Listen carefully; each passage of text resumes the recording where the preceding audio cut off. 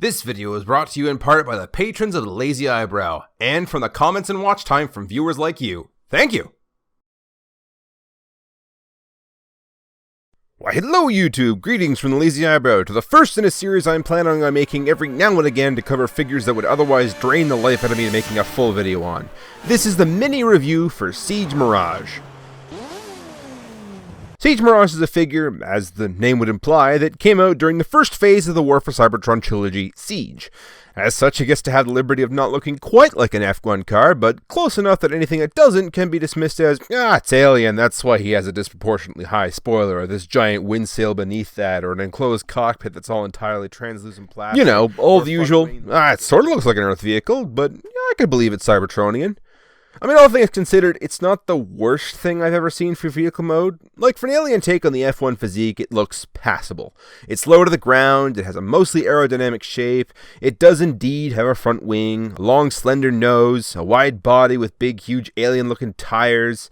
Like, from the front, it looks not too bad. The middle's alright, and this section I've sort of gotten used to, but that doesn't mean it looks any good. And especially when it was first revealed, I'm sure all of us simultaneously said, what the heck is that? But all of that doesn't save it from the very back end. From the side, it's like, it's just the back of the vehicle. What exactly? Oh. Yeah. Siege Mirage is using a faux part for the chest and has done absolutely nothing to try and conceal that. This is very much looking like the front of the car, just hanging out at the back. Hoorah!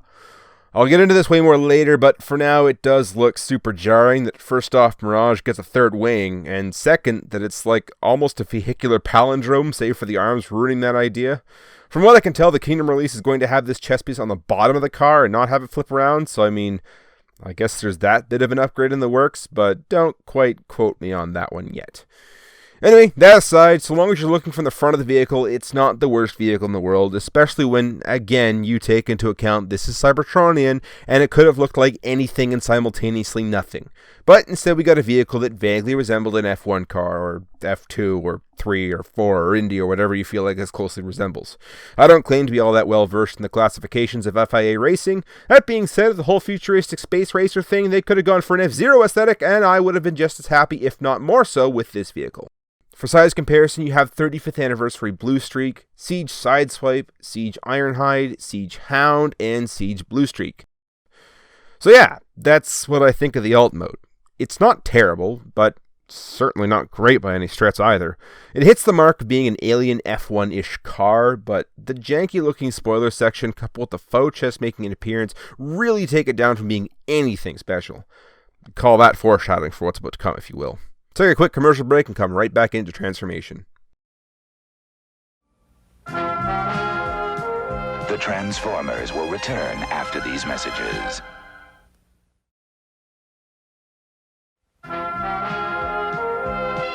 We now return to the Transformers.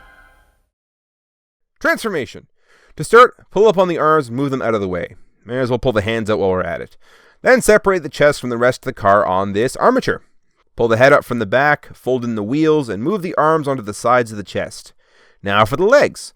Split the majority of the car clean in half. Fold in the wheels, take the sides of the car and swing them out on a double hinge, fold up the feet, and then finish collapsing the shins over the legs. Rotate them forward, then collapse this armature to form a spine, and you're done. Not gonna lie, I am not a fan of that transformation. Not one bit. I'm not sure if I've said this before, but I really don't like transformations that resort to long armatures to keep everything connected. It's like one step up from parts forming, really, when you think about it. Like, look at this. The only thing connecting two halves of a car is a thin armature that collapses when all said and done for a chest to peg into the waist. If not for this armature, it would just come apart in two. It doesn't feel involved, it feels lazy. And for the life of me, I never understand why it gets a pass all the time. Like if Cliffjumper had that like he was supposed to, a lot of people have said that it fixes everything they have wrong with the figure, and like, no? It's still the same movement, but because it's physically attached to a piece that's pretending to be part of the transformation, all of a sudden it's not parts forming. It's just two halves of a robot that turn into two halves of a car that stay connected by thin pieces of plastic. Honestly, it all has the same vibes as, no, I'm still in jail, see, I'm still in jail. Anyway, that rant about the boring transformation aside, here's Mirage, and he's alright. Like, he's not all bad. Not by a long shot. He definitely has some good qualities, so let's look at those first then. The head sculpt is fantastic, and unsurprisingly so. We seem to be in a trilogy that has taken painstaking efforts to give us the best versions of their appearance that we've ever seen before, and I think it looks stellar. Second, the accessories. Mirage comes with not only a fairly close-looking shoulder cannon, but also his rifle as well, which might I add also looks fantastic. Like, it's got the wing details, the extra magazine clip, and as far as the rifle goes, it looks great. It looks G1 accurate while also being stylized, and I couldn't fault this thing even if I tried. Same goes for the shoulder cannon. It comes in 2 parts, meaning Mirage technically comes with 3 accessories: the rifle, the launcher itself, and the rocket insert. The fact he comes with this at all is astounding. Like, you can compare it to Siege Sideswipe, which had come out a few months prior, and it came with this weird black and red 2-piece rifle that also doubles as a shoulder cannon, neither of which looked good, and I ended up having to resort to 3D printing to get either accessory proper, in which I gave the original accessory to Red Alert, who came with a proper rifle but stylized, but no shoulder cannon. But even then, none of it actually ended up being the right color. So to see Mirage with the right accessories, and them looking fantastic, that's awesome. The rocket, of course, can be rotated to conceal its handle, and all of it is compatible with blast effects for some dynamic rocket action, but that's my point. The accessories might just be the best part of it all. Like, you can even take the rocket and use it as some sort of babby pistol, or give it to Bumblebee seeing as how he loves the babby toys. Finally, the last good thing about the figure. He looks like Mirage. Like, at first glance, you can look at this figure and see, oh yeah, that looks like G1 Mirage.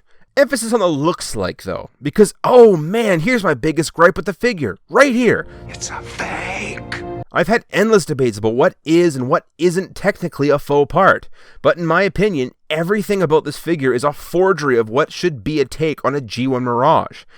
And I want to put this out there first. This is not to say that Mirage must always be a carbon copy of his G1 form. Like, this isn't a G1er rant here. I actually don't mind other takes on figures. If this was an original character with this transformation, this would be amazing, and this would be a fantastic take on it. But, like, the War for Cybertron trilogy set for themselves a precedent with earlier figures and what they were trying to accomplish.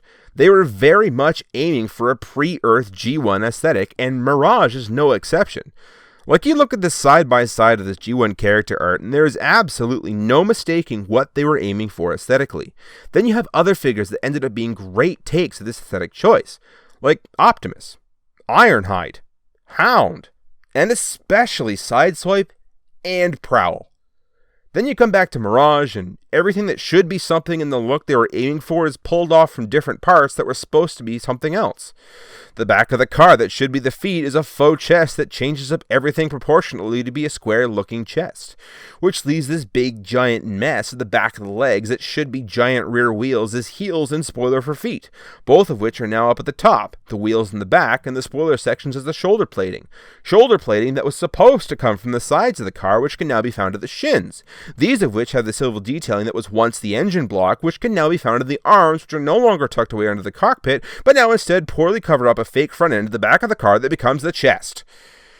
It's not that everything except the chest is fake, because yeah, those parts can be plainly seen in both modes. It's that the entire figure cheats to look the way it wants without actually putting in the work to pull off why it looks the way it does. Which isn't to say either that Mirage absolutely needs to look like the JS-11 vehicle. The Classics take, a decade-old series known for taking wild liberties on their takes of figures, still felt way more like Mirage than this does, even with the parts-formed weapon and the really narrow chest, and yet here's this figure, with a very similar vehicle, going about it completely backwards, and heck, even articulation gets to suffer because of that design choice. The head rotates with very little tilt. The arms go the whole way around. Shoulder plating lifts up on a separate hinge while arms also go out. The new arm design means he's stuck with 90-degree elbows, unlike the Classics' 180-degree elbows due to the transformation. But hey, at least there's bicep swivel like the old days, I guess. Hands are locked the way they are, though, because they have to rotate in. Waist swivel, legs go all the way out, all the way forward, and all the way backward. Thigh swivel, and knees that only go 90 degrees while having to navigate around the cluttered calf mess. Ankle pivot exists, though. Like, I'll admit, the pivot and the legs going out making for the Van Damme being possible, that is kinda neat. For size comparison, Siege Prowl, Siege Ratchet, and Siege Optimus. Earthrise Prowl, Earthrise Ratchet, and Earthrise Optimus.